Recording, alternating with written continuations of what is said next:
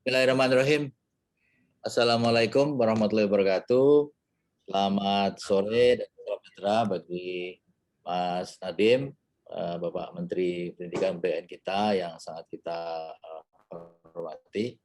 Pertama-tama saya atas nama teman-teman di KBRI BRI dan juga semua teman-teman BIPA dan juga teman-teman BPI di Jerman dan juga di Eropa menyampaikan terima kasih atas kesempatan yang diberikan oleh Mas Menteri untuk berdiskusi dengan kita. It's really an honor for us to have you. Kita bukan Mas Menteri di Jakarta, sehingga kita akan mencoba semaksimal mungkin ya menggunakan waktu kita pada pagi ini di Eropa dan sore di Jakarta. Pada lebih dari 80 peserta, rata-rata penutur bahasa Indonesia untuk universitas-universitas di Eropa. Ini merupakan duta besar, I would say, ambassador for bahasa Indonesia dan budaya Indonesia yang langsung ada dan hadir di universitas, di akademis. Saya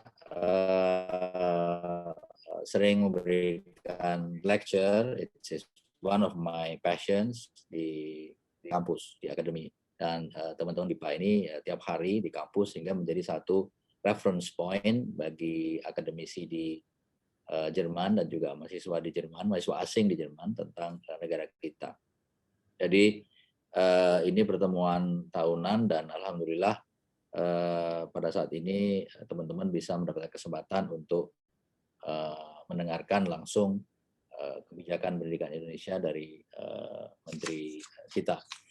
Karena waktunya yang pendek, saya tidak akan berpanjang lebar. Mungkin saya akan switch sedikit.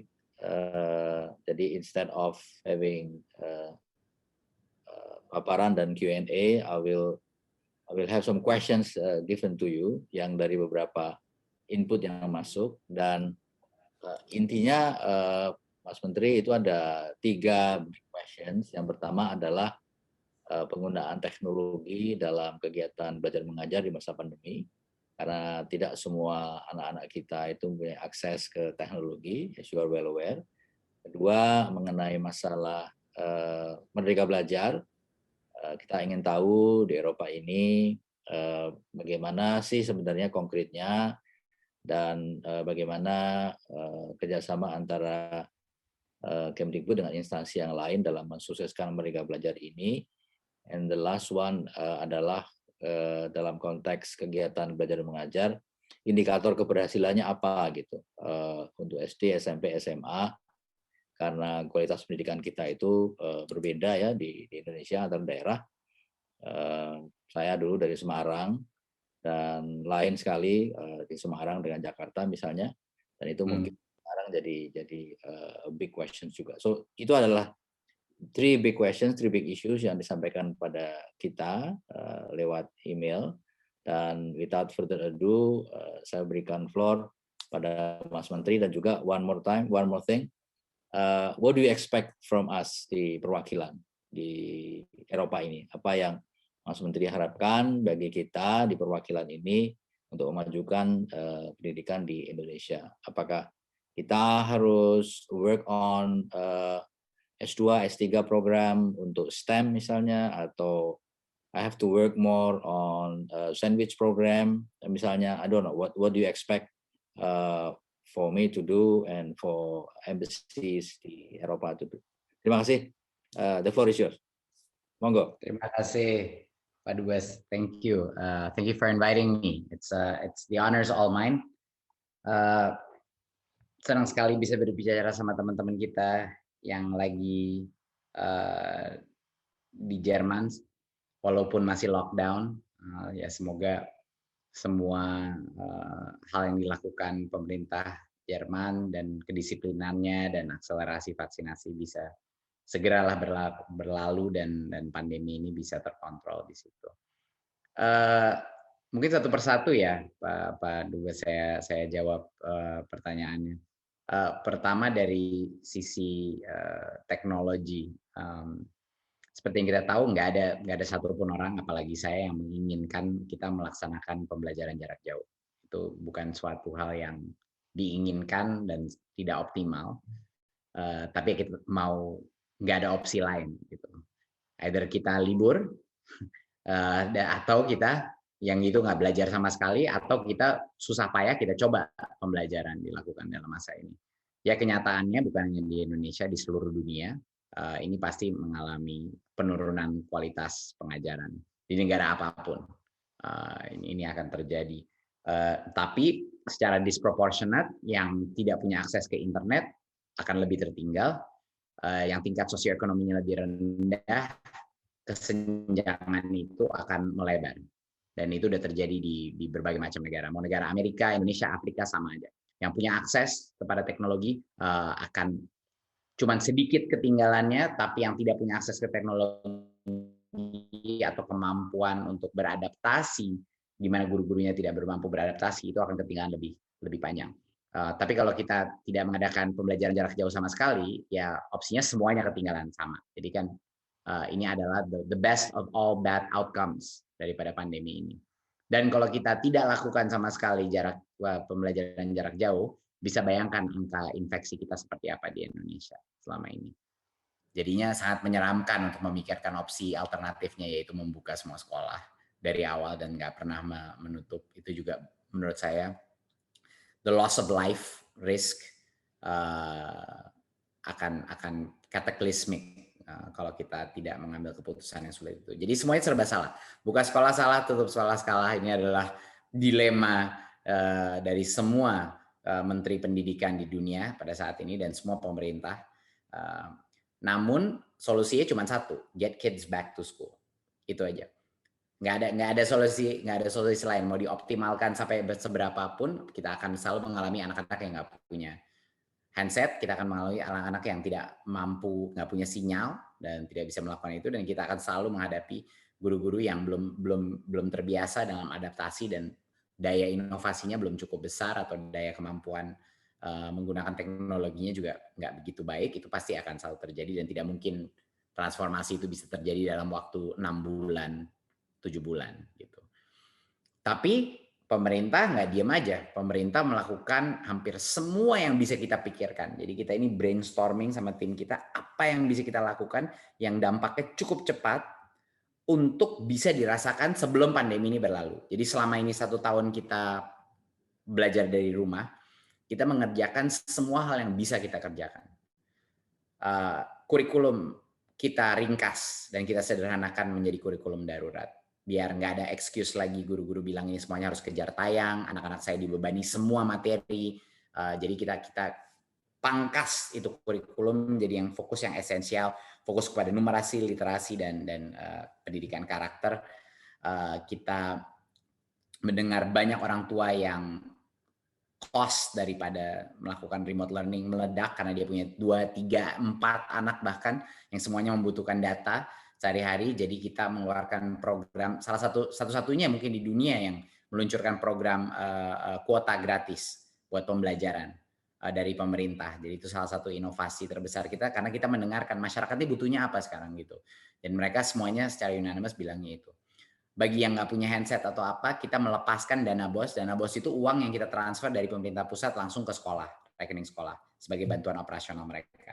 Dana BOS itu kita buka, kita lepas fleksibilitas. Anda mau gunakan ini untuk beli tablet, untuk anak-anak laptop, mau beli kuota pun boleh, mau bantuin guru honorer yang sekarang secara ekonomi terpukul, mau beli kapal untuk bisa ngangkut gurunya, dari itu kita bebaskan. Jadi kita memberikan kemerdekaan bagi masing-masing sekolah untuk benar-benar di masa krisis ini mereka punya fleksibilitas, diskresi kepala sekolah untuk menentukan apa yang dibutuhkan. Digunakan untuk preparasi protokol kesehatan untuk tatap muka dan lain-lain. Jadi kita memberikan bantuan kuota, tapi sisanya kita berikan diskresi dan fleksibilitas di dana BOS untuk sekolah, baik swasta maupun negeri gitu.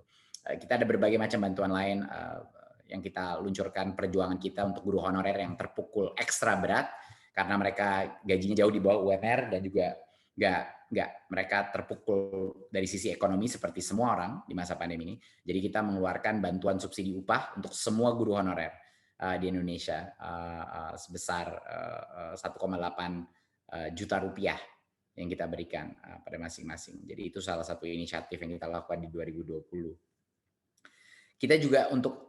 Kita melihat bahwa yang paling resiko yang paling besar itu adalah untuk anak-anak di jenjang PAUD sama SD. Jadi di situ kita menciptakan modul-modul khusus yang bisa dilakukan offline, dibimbing oleh guru, tapi dilakukan langsung oleh orang tua dan anak. Jadi itu kira-kira garis besar dari apa saja yang kita lakukan dalam jangka waktu yang sangat pendek ya. Perubahan-perubahan ini sangat tidak mudah karena semuanya sifatnya urgen. Dan kalau kita terlalu telat dan menunggu sempurna, udah keburu lewat gitu. Damage-nya udah terjadi dan kita jadi pemerintah hadir tapi gak ada gunanya karena terlalu telat. Gitu. Jadi kita melakukan hal-hal yang bisa dilakukan secara cepat. Di luar itu kita mulai merubah kebijakan mulai dari 6 bulan yang lalu sudah mulai masuk tatap muka untuk yang di zona hijau dan kuning. Dan baru saja Januari kita membuka untuk semua zona, Pemda bebas untuk melakukan keputusan asal setiap sekolah, komite sekolah yaitu perwakilan orang tua setuju, semua sekolah boleh tatap muka. Tapi sekarang masalahnya momentumnya itu sangat pelan. Sekolah-sekolah umum. Jadi kita sekarang lagi mendorong sekolah untuk melaksanakan tatap muka. Dan itu tidak mudah. Gitu. Jadi itu yang sebenarnya yang terpenting adalah nggak ada opsi lain. Harus kita kembalikan anak-anak ini ke sekolah. Makanya kabar baik dan gembira bahwa Pak Presiden, karena perjuangan kita semua, saya, Pak Presiden, Pak Budi Sadikin, Menkes, dan Pak Erick Thohir, kita berhasil memperjuangkan untuk guru menjadi prioritas vaksinasi. Jadinya target kita adalah semua guru dan dosen di akhir bulan Juni, Pak Presiden kemarin baru mengumumkan ini, akan divaksinasi sebagai prioritas. Kan prioritas kita kan ada yang lansia, kalau prioritas buat pejabat publik jadi guru, ya ini salah satu critical services, tentunya tenaga kesehatan sudah. Ini udah mau hampir selesai tenaga kesehatan. Jadinya yang berikutnya adalah lansia dan juga guru menjadi prioritas. Dan menurut saya itu sangat tepat karena ini satu-satunya sektor kita yang masih tertutup dan korbannya adalah anak-anak kita. Gitu. Jadi ini tepat sekali keputusan Pak Presiden untuk mengakselerasi vaksinasi ini untuk guru dulu, guru dan dosen. Jadinya akhir tahun ajaran ini insya Allah semua sekolah akan memulai tatap muka walaupun dengan terbatas ya dengan protokol kesehatan, tapi akan balik ke kelas. Karena juga seperti yang kita tahu semua sains di luar menentukan bahwa infeksi antara anak, apalagi kalau anaknya lebih muda itu jauh lebih kecil daripada infeksi antara orang dewasa dan orang dewasa. Yang anak pun yang kena kebanyakan dapatnya dari orang dewasa. Ya, jadinya pas sekolahnya guru-gurunya udah divaksinasi, harusnya kita dengan protokol kesehatan bisa memanage resikonya dengan lebih matang. Jadi itu kira-kira jawabannya mengenai bagaimana tantangan-tantangan yang ada, tapi PJJ dengan semua tidak optimalnya adalah better daripada no school sama sekali dan better daripada semua orang balik tatap muka. Itu dua senario ekstrim yang nggak acceptable buat kita dari sisi resiko maupun dari sisi loss of learning. Jadi kita harus mencari jalan tengahnya sebaik mungkin gitu. Jadi itu mengenai ya PJJ dan challenges dengan teknologi. Lalu yang berikutnya apa, Pak Dubes? Yang kedua, Merdeka Belajar. Ini agak susah menjawabnya karena saya bisa 2 hari menjelaskan ini, Kak. Tapi karena Merdeka Belajar itu bukan satu program. Merdeka Belajar adalah satu brand daripada paket kebijakan dan transformasi pendidikan kita. Jadi itu nama gerakannya itu Merdeka Belajar. Di dalam Merdeka Belajar ada berbagai macam inisiatif gitu. Tapi secara filsafat, Merdeka Belajar itu datangnya dari Ki Hajar Dewantara dan konsep yang memang dari founding father ya dari sistem pendidikan kita ya, Ki Hajar Dewantara yang cukup luar biasa dan kita hanya tugas saya dan tim saya ini hanya mengembalikan kepada esensi itu. Jadi bukan kenapa Pak? Not a new idea. No, not a new idea at all.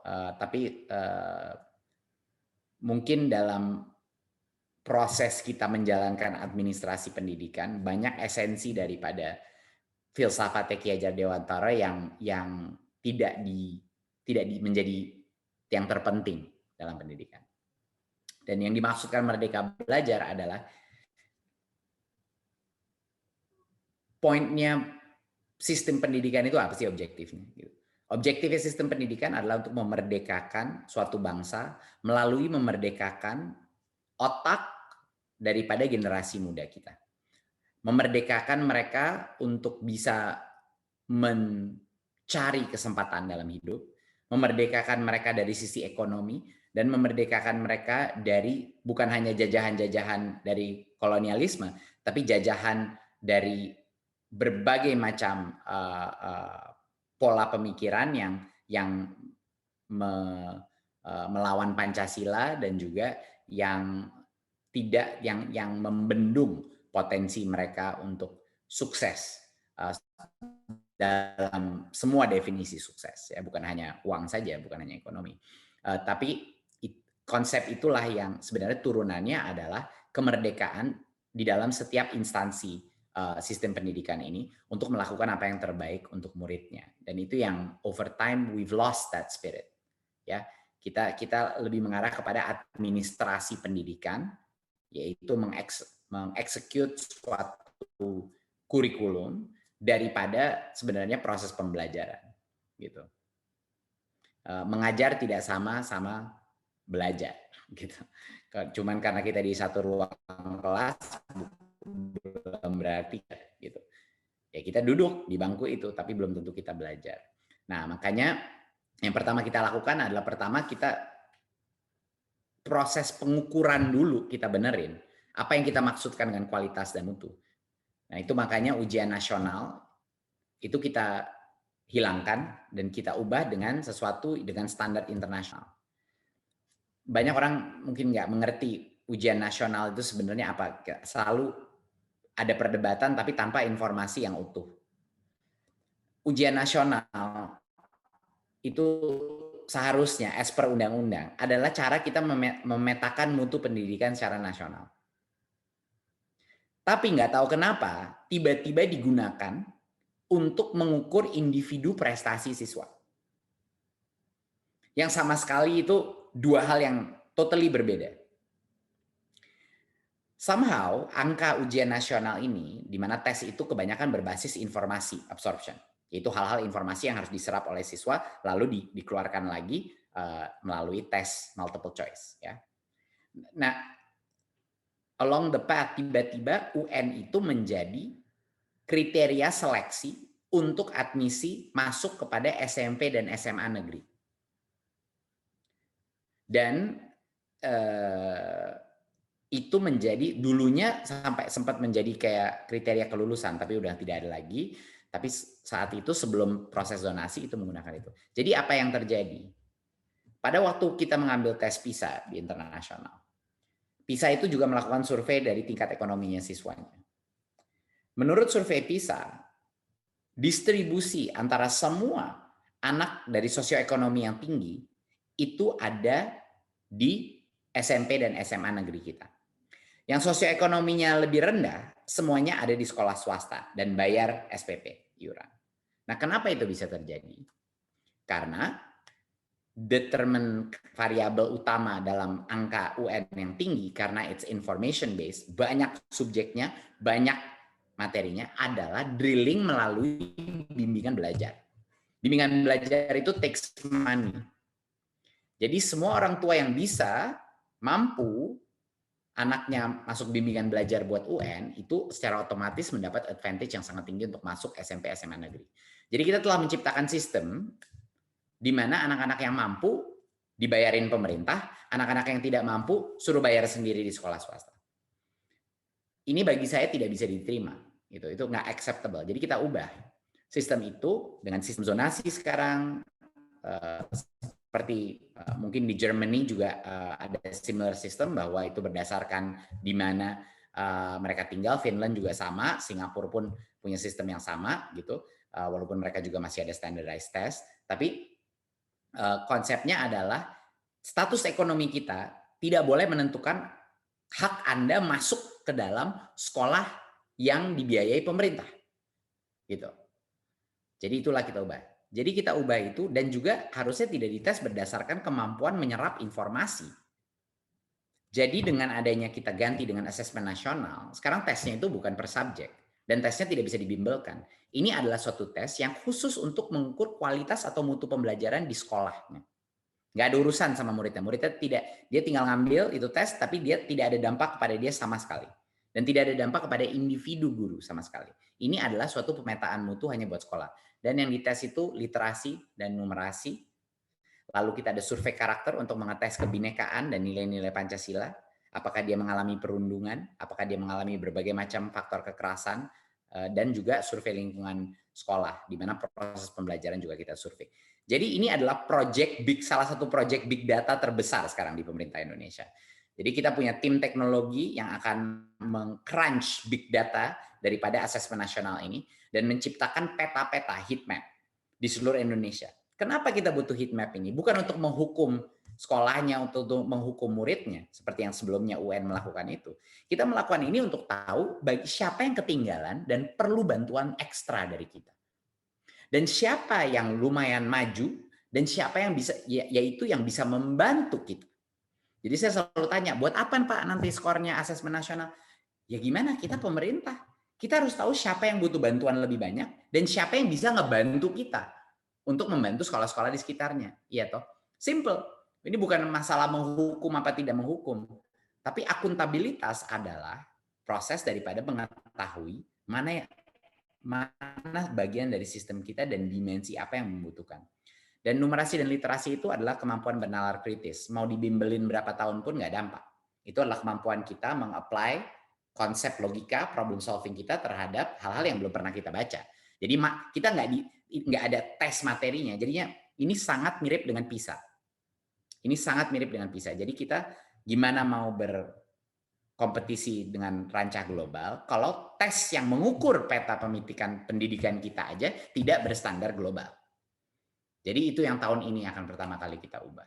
Ya, jadi cara ngukurnya dulu kita ubah. Kedua, kita akan mentransformasi melalui program guru penggerak. Ini masih dalam payung Merdeka Belajar ya, Pak Dubes. Jadi dalam payung Merdeka Belajar, yang kedua adalah yang terpenting dari semua adalah kualitas guru, dan dari semua guru yang terpenting adalah kualitas kepemimpinan dari sekolah-sekolah kita.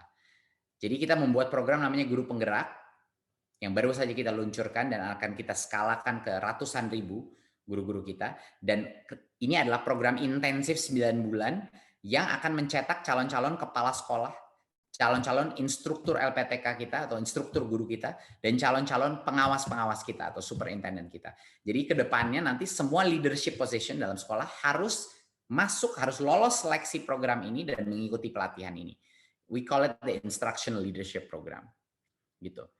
Karena kita punya 3 juta guru dan kita nggak punya kapasitas seperti Singapura untuk tiba-tiba melatih seluruh 3 juta guru kita. Setiap kali saya bercerita kepada orang-orang di Singapura mengenai challenge kita, mereka mukanya sama ternganga gitu.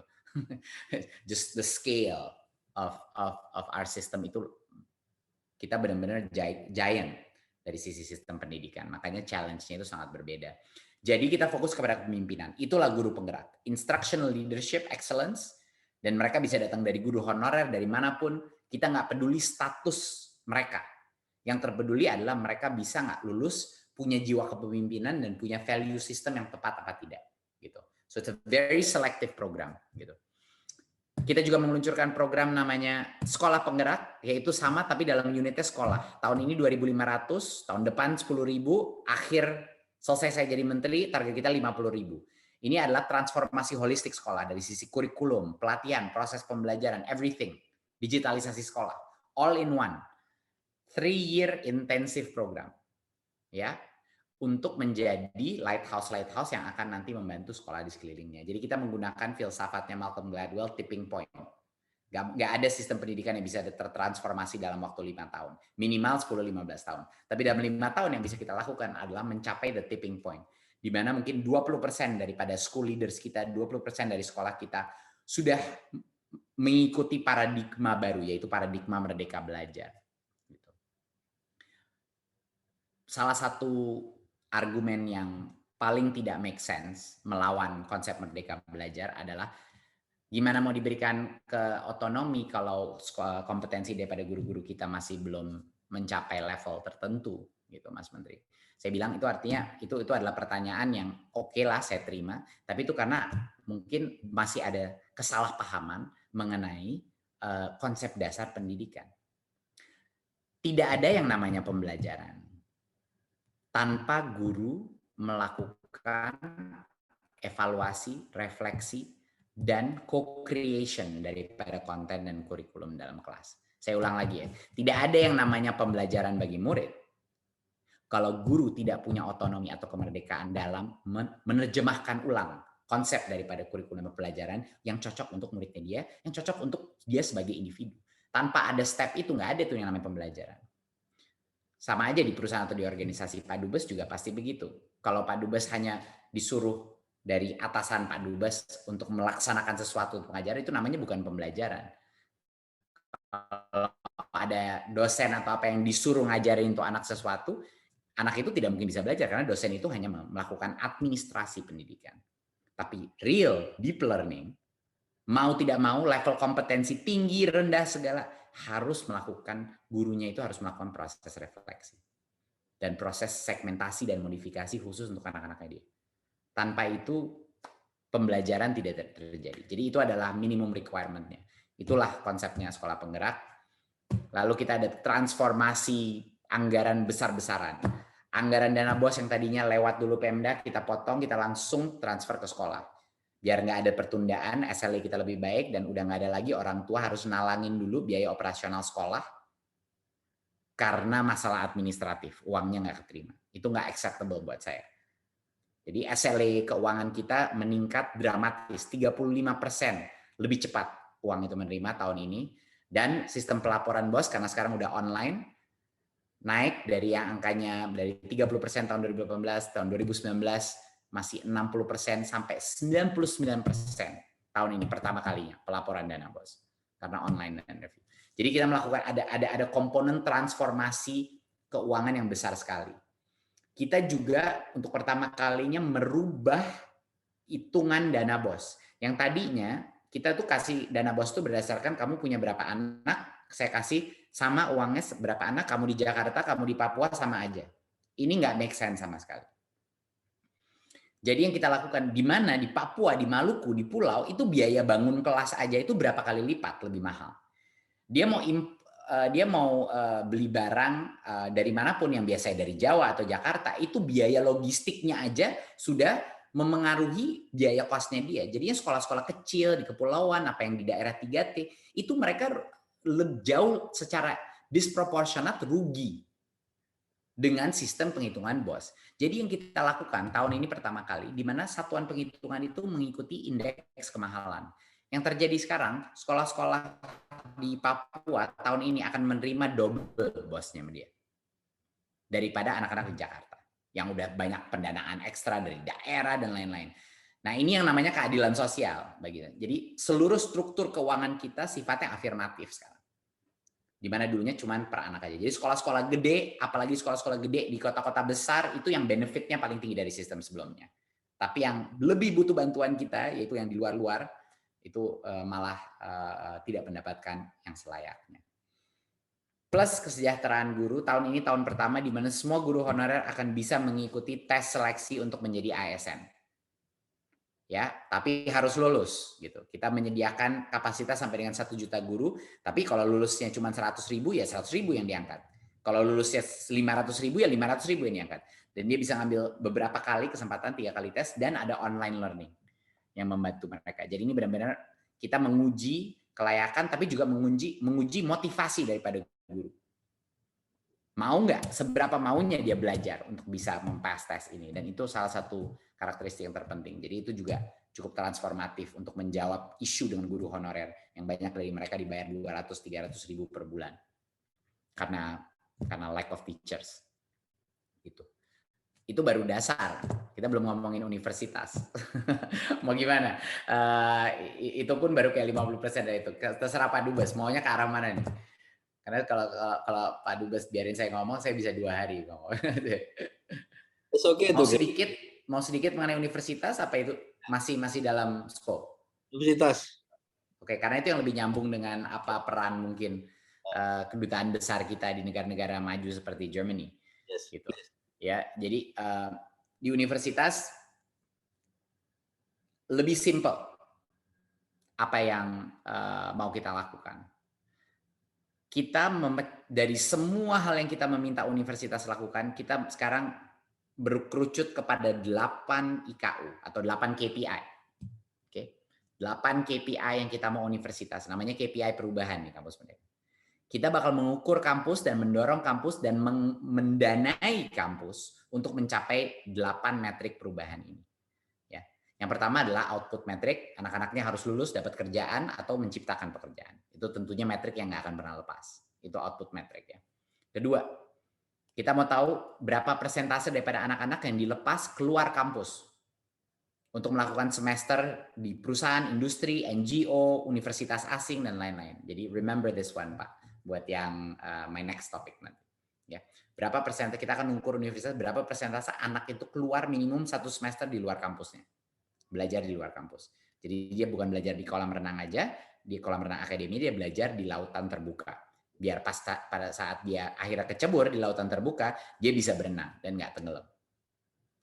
Ketiga adalah yang persis sama tapi dengan dosen. Kita mau dosen keluar dari kampus untuk mencari pengalaman di dalam industri, sabbatical, di dalam universitas lain, luar negeri, dan lain-lain. Dan kita akan mengukur. Ketiga adalah berapa jumlah praktisi yang kerja di industri yang ngajar di universitas. Kita mau eksodus. Ya, two-way exodus. Akademia pergi ke industri practitioners ngajar di kampus. Keempat, kita ingin akreditasi tingkat internasional. Jadi berapa persentase universitas punya akreditasi internasional? Germany has many accrediting agencies yang apalagi di level vokasi yang sangat baik, dan itu bisa menjadi salah satu opportunity. Kita juga melihat berapa prodi yang bermitra dengan pihak ketiga, yaitu top industry player atau top NGO non-profit player atau top universities, top 100 university dunia. Jadi berapa prodi yang universitas ini lakukan bukan sendiri, tapi dengan pernikahan massal. Kita ingin mengakselerasi yang kita namai pernikahan massal antara universitas kita dan yang lain-lain. Kita juga akan mengukur berapa persentase daripada mata kuliah yang assessment majority daripada assessment-nya itu berdasarkan project based, team project based, dan atau case method. Dua metodologi yang mau tidak mau akan secara otomatis mengasah kemampuan berpikir kritis, kemampuan berkolaborasi dengan peers, dan kemampuan berkarya. Kemampuan berkarya secara kelompok, yaitu skill-skill yang paling penting pada saat mereka keluar dari universitas mereka. Kira-kira begitu. Itu adalah perubahan-perubahan yang cukup spesifik ya, yang kita ingin, dan kita sudah merubah pola insentif anggaran kita untuk mengejar 8 target itu. Karena essentially yang mau kita lakukan adalah we want to increase the relevancy of pengalaman universitas. Dan kita mau meningkatkan ekosistem building. Karena tanpa ekosistem building itu nggak ada. Kalau kita semuanya stuck dalam silo-silo, ya, kita membuat policy sekarang 3 semester dari 8 semester boleh di luar prodi. Secara otomatis kita baru memflip sistem Indonesia into liberal arts system. Essentially. Ya, di mana anak-anak bisa diberikan kesempatan untuk melebar perspektif mereka. Sehingga dia kemungkinan probabilitas menemukan hal yang dia cintai atau yang benar-benar mengikuti passion dia lebih tinggi. Dan dari 3 semester itu bisa sampai 2 semester di luar kampus. Bayangin, 25%. Pertama kali di Indonesia, 25% daripada your S1 itu bisa dilakukan di luar kampus. Kalau keterima dalam program-program yang kita accept. Jadi sekarang saya udah frustrasi karena selalu mendengar industri komplain lulusan kita tidak siap kerja dan lain-lain. Jadi saya lempar balik ke mereka. Saya bilang, oke, sekarang kamu bisa menjadi universitas. Jadi sekarang kamu bisa menjadi 1 semester universitas. Perusahaan, kalau kamu perusahaan kelas dunia, kamu bisa membuat magang atau certified course selama 5-6 bulan, dan Kemendikbud akan mencertify itu dan memberikan kredit kepada muridnya. di semua national university kita. Jadi sekarang udah nggak ada excuse. Semua multilateral organization, semua perusahaan, BUMN, top world companies yang selalu komplain mengenai talent, sekarang kesempatan mereka menciptakan program-program full semester programs, bahkan 1 year programs yang bisa dilakukan. Jadi ini cukup dramatis sih perubahan transformasi kampus Merdeka yang diharapkan. Tentunya ini nggak akan overnight terjadi. Pasti semuanya tersandung-sandung melakukan perubahan ini. Tapi itu yang dibutuhkan untuk benar-benar keluar daripada business as usual, yaitu arahannya Pak Presiden di sistem pendidikan universitas kita. Saya kira itu dulu Pak Dubes. Mas Menteri, satu hal mungkin yang saya ingin share ya. Jerman adalah satu kiblat untuk vocational training.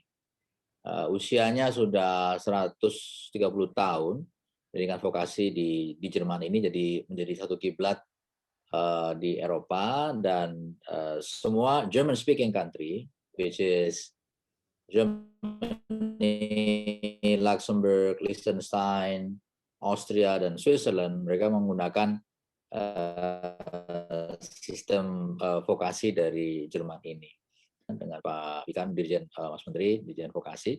Jadi nanti salah satu program kita KBRI Berlin adalah mengatur supaya dosen SMK, dosen poli bisa mengambil pedagogi S2 dan S3 di bidang vokasi di Jerman. Nah, satu hal yang unik ya, yang menarik di Jerman ini adalah MOU antara industri dengan sekolah. Jadi mereka bisa magang di industri itu dengan MOU. Nah, this year MOU-nya itu mencapai 540.000 MOU. Nah, mungkin ini bisa dikembangkan, kalau mungkin sudah ada bisa disempurnakan, jadi semacam perjanjian gitu ya antara industri dengan sekolah. Dan ternyata di Jerman ini, you will be surprised, ada 104 BUMN. Jadi kalau katanya di Eropa nggak ada BUMN, it's not true. There are 104 BUMN di Jerman. Lufthansa is now BUMN setelah COVID. Deutsche Post, Deutsche Telekom, Deutsche Bahn, itu semua BUMN. Dan mereka menjadi motor dalam menggerakkan vokasi di Jerman. Nah, mungkin BUMN kita bisa di-push, karena sependek pengetahuan saya, they're not too keen gitu. Justru yang di Indonesia itu punya a very strong vocation program itu Mercedes, BMW, Siemens gitu. Justru German companies, European companies yang punya banyak program vokasi, dan BUMN is less. Jadi mungkin ini masukan Mas Menteri. BUMN itu harus sedikit ditarik gitu ya, atau didorong untuk absorb vokasi dari SMK dan Poli. Pengalaman kita sedikit berbeda, Pak Dubes. Malah BUMN yang paling semangat membuat program kampus Merdeka itu di lingkungannya. Tapi seperti kita tahu, BUMN di Indonesia pun masih isunya sama-sama perusahaan lain. Mereka nggak mau dipaksa mengambil anak-anak dari SMK atau Politeknik. Mereka ingin mengambil pokoknya anak yang terbaik dari lulusan terbaik. Gitu. Jadi mereka pada saat kita membuka kampus ini, mau dia politeknik apa tidak anaknya gitu, mereka sangat tertarik karena fleksibilitas dan jangka waktu 5-6 bulan itu besar untuk mereka gitu. Isunya adalah kita punya ekosistem yang sangat berbeda dari Germany. Pertama, Germany punya guild system yang sangat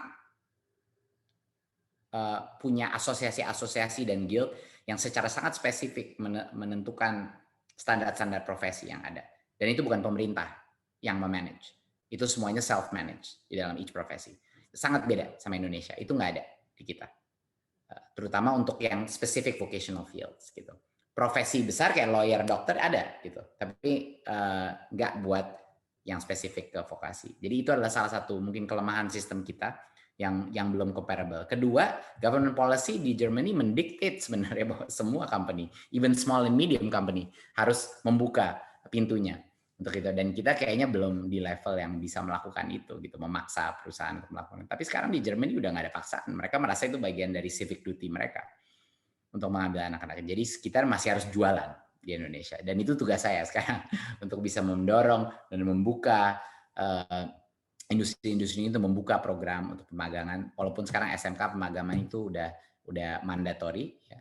Tapi bahayanya adalah di Indonesia MOU itu tidak cukup, Pak Dubes.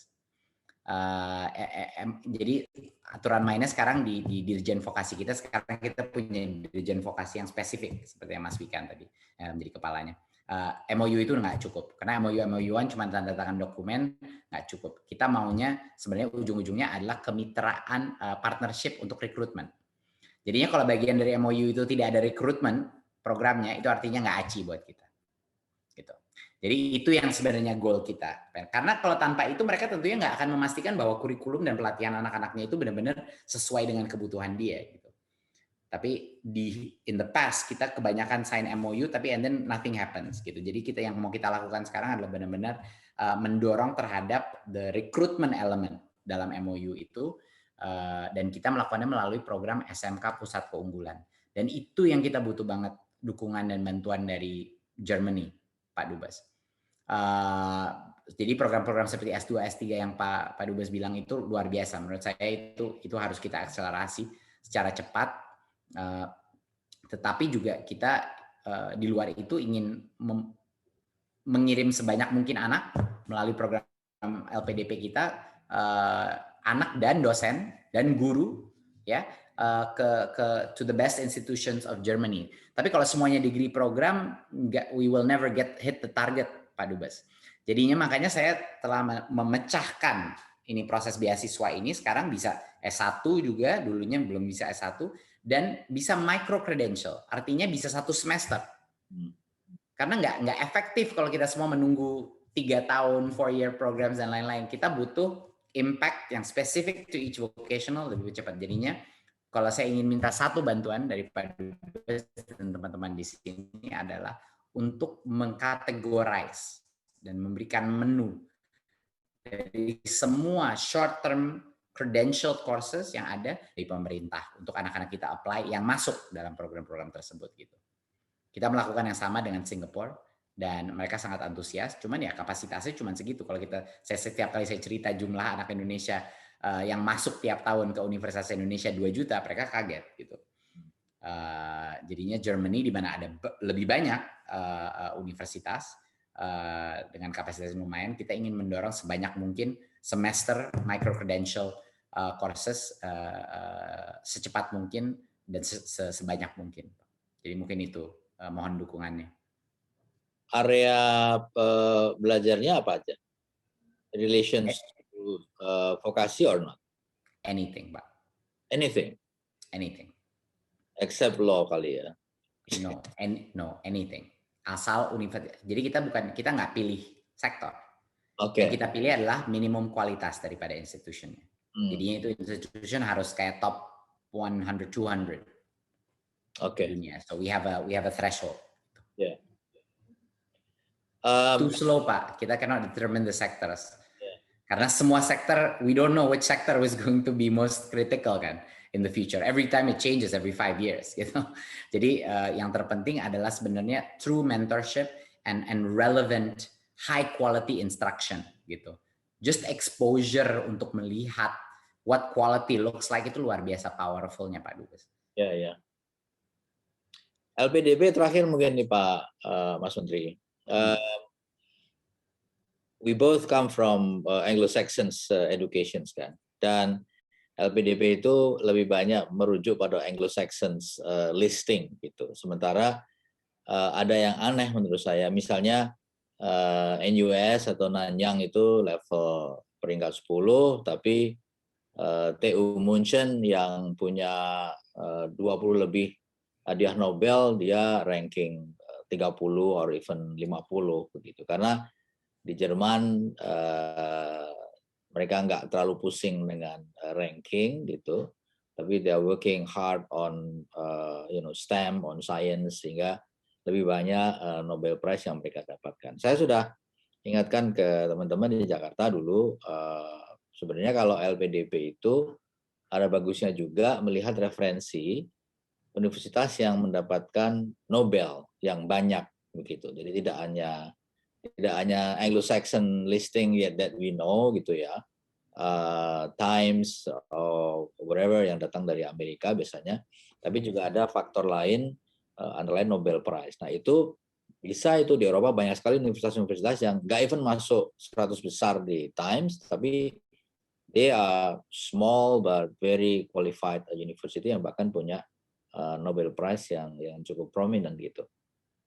Ya Pak, we will take the feedback. Kita essentially quite flexible kok, karena the problem is selalu apakah anak-anak kita akan masuk ke dalam program-program itu dan apakah ada cukup program itu. Jadi kita selalu bakal mentoknya di sana anyway. Jadi apapun yang bisa membuat fleksibilitas dan meningkatkan total number-nya, pasti kita akan have enough discretion lah Pak, and flexibility untuk bisa mencapai tujuan kita. Tapi itu input yang sangat baik Pak. Karena di Jerman sekolah kan gratis ya, almost gratis lah, sangat murah sekali. Dari in terms of investment, it's more karena hanya membayar tempat tinggal saja. Mungkin itu diskusi kita pagi ini. Do you have anything to add?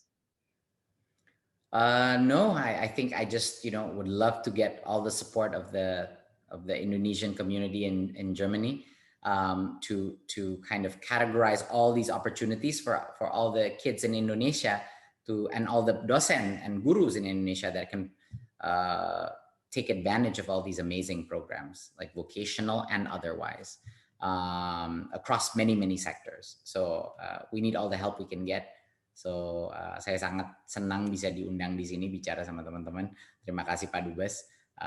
Ya semoga dengan akselerasi proses vaksinasi ini, things can return slightly to more normal ya di Indonesia, karena ini benar-benar krisis yang udah berkelanjutan terlalu lama bagi anak-anak sekolah kita. Jadi harapan saya dengan dukungan ekosistem yang kita punya dengan teman-teman kita dari seluruh dunia, kita bisa mencapai that tipping point di akhir 4-5 tahun transformasi Merdeka Belajar ini. Itu dari saya. Terima kasih. Terima kasih Mas Menteri, Mas Nadiem, Mendikbud kita yang sangat kita hormati. Sekali lagi terima kasih atas kesempatan yang diberikan pada Mas Menteri dan timnya untuk menyampaikan perkembangan terakhir mengenai pendidikan di Indonesia. A lot of innovations. It's very exciting information. It's an education for me. For what you have mentioned. Saya tidak tahu bahwa Merdeka Belajar itu ternyata adalah dari Ki Hajar Dewantoro, dan itu hanya berinovasi lagi, merupakan satu hal yang luar biasa, dan mungkin dalam prosesnya kita lupa ya esensi dari belajar itu sendiri, dan penemuan kembali refleksi ini merupakan suatu hal-hal yang sangat bagus sekali. Kita berterima kasih sekali lagi, dan saya akan segera mengerjakan PR tadi yang disampaikan oleh Mas Menteri. Saya akan kirim laporan ke Jakarta. Sekali lagi terima kasih. Assalamualaikum warahmatullahi wabarakatuh. Matur nuwun. Stay safe, Mas Menteri. Thank you. Assalamualaikum warahmatullahi wabarakatuh. Thank you semua. Bye-bye. Terima kasih teman-teman.